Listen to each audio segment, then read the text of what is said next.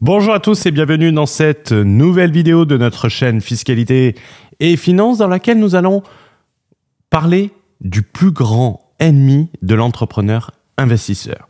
Bien évidemment, cela est selon moi. N'hésite pas à rester jusqu'au bout de cette vidéo qui, je pense, est relativement importante puisque c'est quelque chose que je vois régulièrement lors de coaching stratégique.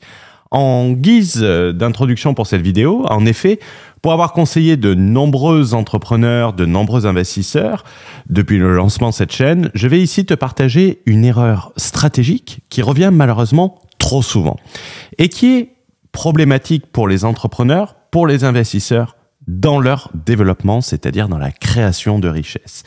Également, pour avoir du contenu additionnel totalement offert, tu peux nous rejoindre à la fois sur Telegram, nous sommes près de 3000 entrepreneurs dessus, ou encore sur notre Discord pour du contenu exclusif. Tu connais la musique, tous les liens sont dans la description sous cette vidéo.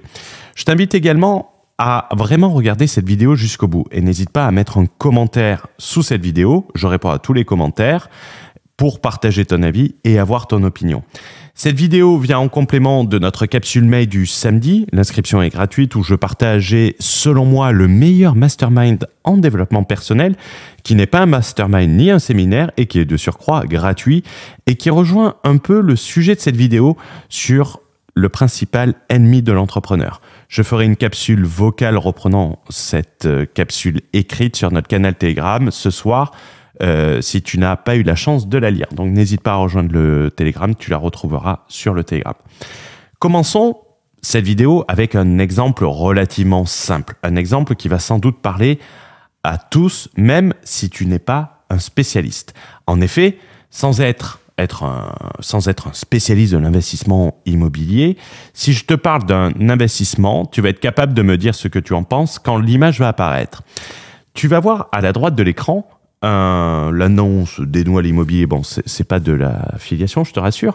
C'est un bien immobilier en défiscalisation. Alors, me demande pas quel programme, je n'en sais rien et je ne sais pas où nous en sommes sur ces programmes. Mais tu peux voir ce type d'annonce partout et même sans être un expert dans l'immobilier, tu sais que sans doute ce type d'investissement est le pire à faire. Que certes, même si tu défiscalises, tu vas perdre plus à la sortie que ce que tu auras gagné en économie d'impôt. Et même sans être un expert immobilier, tu sais qu'il faut fuir ce type d'investissement. Mais la question qu'on peut se poser, c'est pourquoi tant de personnes achètent ce type de programme, ces produits de défiscalisation immobilière en France. Et c'est ce que nous allons voir au travers de cette vidéo.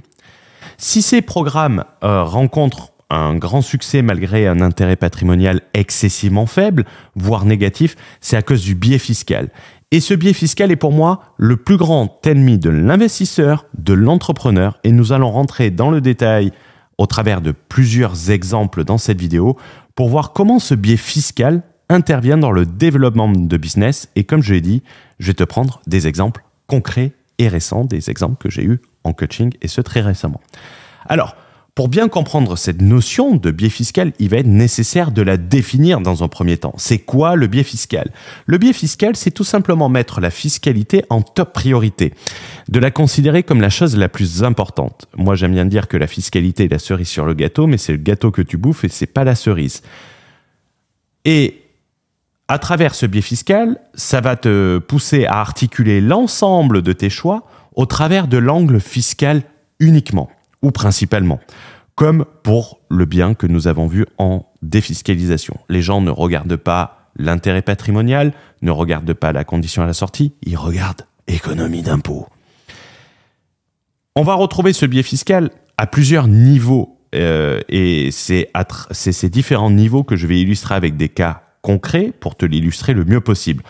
On parlera notamment de ce biais fiscal en expatriation.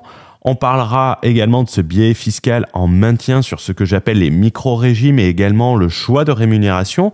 Et on pourra finir sur ce biais fiscal en matière d'investissement. Donc, on va commencer par l'expatriation et s'intéresser à comment ce biais fiscal s'exprime en matière d'expatriation notamment. En matière d'expatriation, par exemple, et c'est quelque chose que j'avais déjà évoqué dans la dernière masterclass, tu auras le lien pour le replay dans la description, les entrepreneurs sont quelquefois poussés à partir soit trop vite, trop tôt et à passer à côté d'opportunités. Et généralement, ce qui motive leur départ, c'est l'émotion. Et j'avais fait un vlog à l'époque où j'avais dit « retire l'émotion de l'équation ». Et je te mettrai le lien en haut à droite si tu ne l'as pas vu. C'est ce biais fiscal qui va motiver ce choix stratégique, qui va être motivé uniquement ou principalement par des raisons fiscales. Par exemple, le départ, c'est-à-dire le quand s'expatrier, n'est pas la seule chose qui va être motivée par ce biais fiscal. La question du où s'expatrier et donc la destination peut l'être également. Généralement, les gens vont aller dans un pays qu'ils ne connaissent même pas, tout simplement pour des raisons principalement fiscales ou uniquement fiscales. Suite à cette masterclass, j'ai notamment échangé avec un membre du Borderless Entrepreneur sur un retour terrain suite à une expatriation en Hongrie. La Hongrie, en plus d'être un super pays, est l'un des pays les moins imposés en Europe. En effet, l'impôt sur les sociétés est de 9% pour ceux qui ne le savent pas. Cela se révèle être un pays où il est par exemple excessivement difficile d'ouvrir un compte bancaire professionnel pour sa société, pour les KFT de mémoire, si c'est comme ça qu'on les appelle. Et en effet, il m'a été remonté à travers ce membre qui fréquente d'autres entrepreneurs que peu de banquiers parlaient anglais, chose qui m'a particulièrement surpris, et même à Budapest, et qu'il ne faisait aucun effort envers les étrangers. J'avais dit dans une précédente vidéo que lorsque une personne venait s'expatrier en France et qu'il allait voir sa banque, ben la banque le regardait avec des yeux tout bizarres. J'avais dit le bamboula, ça va être difficile d'emprunter, mais lorsque vous partez à l'étranger, c'est vous le bamboula. C'est une figure of speech, c'est un exemple. Et pour revenir à cet exemple hongrois, ça m'a fait penser un peu à la principauté d'Andorre. Sur le papier, d'un point de vue fiscal, et si tu as un biais fiscal, c'est une destination remarquable. Mais cependant, si tu as le malheur de retirer l'avantage fiscal là-bas, le pays n'a plus rien. Tandis que dans certains pays, même si tu retires l'avantage fiscal, tu vas avoir beaucoup plus d'avantages. Donc de ne pas raisonner uniquement d'un point de vue fiscal avec ce biais fiscal. Mais tu vois, une motivation où l'impôt n'est pas le premier critère pourra te rapporter beaucoup plus, et j'essayerai de te l'expliquer à la fin avec la différence papier-réalité en quelque sorte. Ce biais fiscal ne se retrouve pas qu'en matière d'expatriation, se retrouve également en France en matière de société. Et je vais t'expliquer avec un exemple concret d'un entrepreneur que j'ai eu récemment lors d'un coaching stratégique, tu peux d'ailleurs réserver le tien sous cette vidéo, où l'entrepreneur souhaitait rester sous les seuils de la micro-entreprise pour éviter de payer trop d'impôts. Donc il se refusait à gagner plus et se contentait de ce qu'il avait déjà. L'impôt lui faisait peur. C'était une motivation, il était motivé uniquement par ce biais fiscal. Il préférait donc gagner moins uniquement pour des raisons fiscales. Cela peut te paraître stupide, mais c'est vraiment beaucoup plus fréquent qu'on ne le pense. Heureusement, il ne connaissait pas certains mécanismes, certains dispositifs, dont j'ai pu le rassurer, mais bon, le sujet n'est pas là. Le but n'était pas de le rassurer sur le point de vue fiscal, le but était de le rassurer sur le point de vue stratégique et de développement de son entreprise. Mais le biais fiscal, ici, l'empêchait de développer son entreprise, et c'était en quelque sorte son plus gros ennemi. C'était le biais fiscal, l'empêchait de devenir libre financièrement. Et le pire sur le moment, c'est que son projet, il était vraiment incroyable et qu'il avait des perspectives à l'époque incroyables de développement. Et cela, une fois qu'il a dépassé ce biais fiscal, a littéralement explosé. Le biais fiscal ici, dans ce cas précis, lui faisait perdre plus d'argent que les impôts eux-mêmes. Car dès qu'il a dépassé cela, son business s'est mis à sortir 30 000 balles de bénéfices par mois, en hors taxe, alors qu'avant, il se contentait de 5 ou 6 000 à cause de cette peur des impôts. Le biais fiscal lui coûtait plus d'argent que les impôts lui en auraient pris. C'est super important. Ce biais fiscal, en France, va se retrouver également en matière de rémunération lorsque vous avez affaire à des investisseurs, à des entrepreneurs investisseurs. C'est le même registre que précédemment. J'avais un entrepreneur en SAS, en SASU, qui ne se rémunérait qu'en dividendes. et avec un salaire minimum de l'ordre de 800 € par mois de mémoire. Et cette personne souhaitait emprunter pour faire des investissements immobiliers grâce à ce qu'il générait via son business. Et lors du coaching, il me dit je n'arrive pas à emprunter alors que j'ai des amis qui gagnent beaucoup moins que moi et qui arrivent 10 fois plus facilement. J'ai fait 5 banques, je me suis fait tège de 5 banques. Le choix de rémunération ici est motivé par le biais fiscal. Et ce choix de rémunération va t'empêcher d'emprunter, que cela soit en France, mais je te rassure, c'est également le cas à l'étranger. Va essayer d'emprunter en Estonie juste avec des dividendes, tu vas avoir exactement le même retour. Même dans d'autres pays. Tu as des pays notamment qui sont un peu plus intelligents, je trouve, qui appliquent une décote sur le dividende.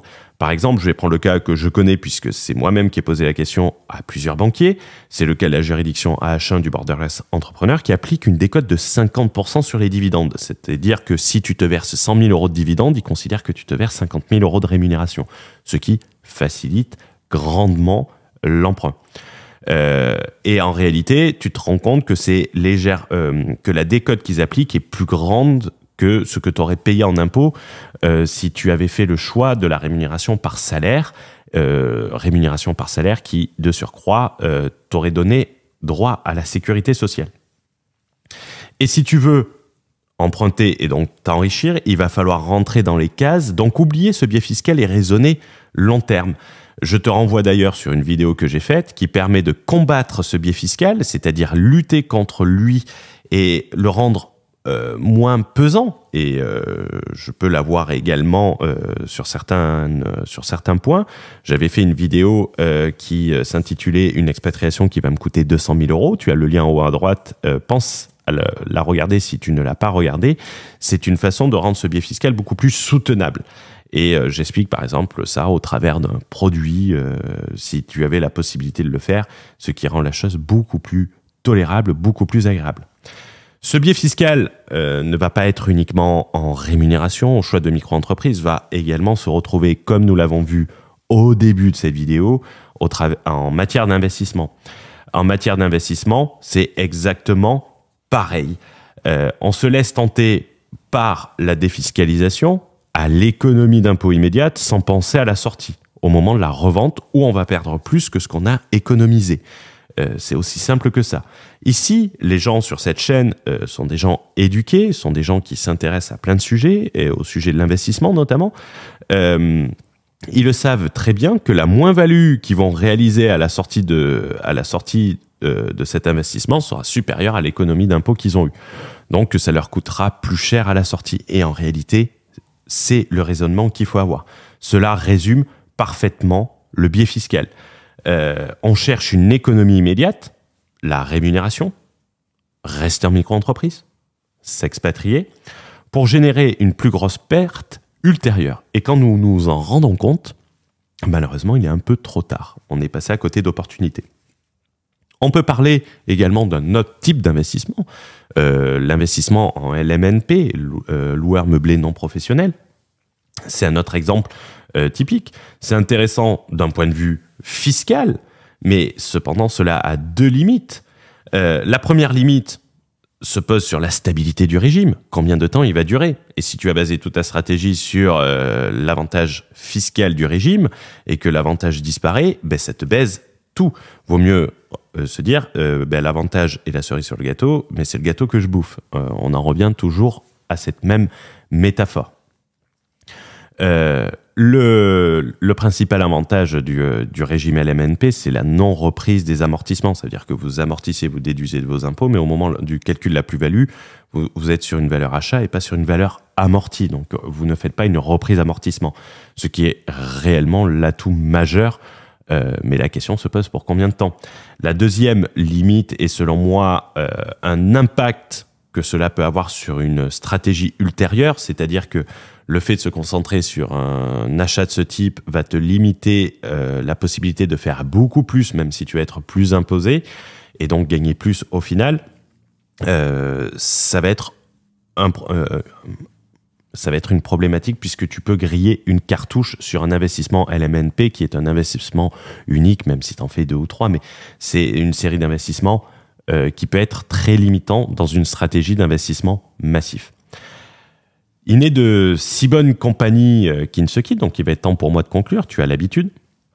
Il faut retenir que le meilleur allié de ton business, et c'est sur ce point que tu dois te focaliser, c'est de se concentrer sur la génération de valeur, de profit. Et dès que tu vas faire un choix d'ordre fiscal, il va être nécessaire de peser le pour et le contre dans cette vision de création de valeur et de richesse. Toujours se projeter au niveau de la création de valeur, la création de richesse. Lors d'un choix fiscal, et ce à tout niveau, il va falloir raisonner de la manière suivante. Quel va être le coût financier du choix fiscal? C'est aussi simple que ça. Ça peut s'appeler coût d'opportunité également ou coût de renoncement. Par exemple, me verser que des dividendes va me faire économiser tant d'impôts puisque je ne verserai pas de cotisation sociale, mais combien cela va me faire perdre en opportunité d'investissement? M'expatrier va me rapporter tant d'un point de vue fiscal, je vais payer moins d'impôts, mais combien cela va me coûter à côté sur les perspectives de développement de mon business? Rappelle-toi principalement qu'une économie d'impôts s'exprime en pourcentage, gagner légèrement plus, et que le coût financier s'exprime généralement à un multiple, multiplier ce que tu peux gagner. C'est-à-dire que sur 100 000 euros de profit avec 25% d'impôts, qui est la norme OCDE qui est en France, en sachant que à 100 000 euros de profit en France, c'est un peu moins parce qu'il y a une partie qui est à 15%, le coût financier peut être, par exemple, de 500 000 euros, puisque c'est un multiple. Donc, pour gagner 25 000 euros, tu peux passer à côté de 500 000 euros. Toujours raisonner, quel va être le coût financier de mon choix fiscal. N'hésite pas à me dire ce que tu as pensé de cette vidéo dans les commentaires, de partager ton avis, je suis très curieux et j'y répondrai personnellement à tous les commentaires. Pense à t'abonner, à partager cette vidéo, à laisser un like, cela nous aide pour le référencement. Je te souhaite une bonne journée, une bonne soirée, à plus, ciao ciao.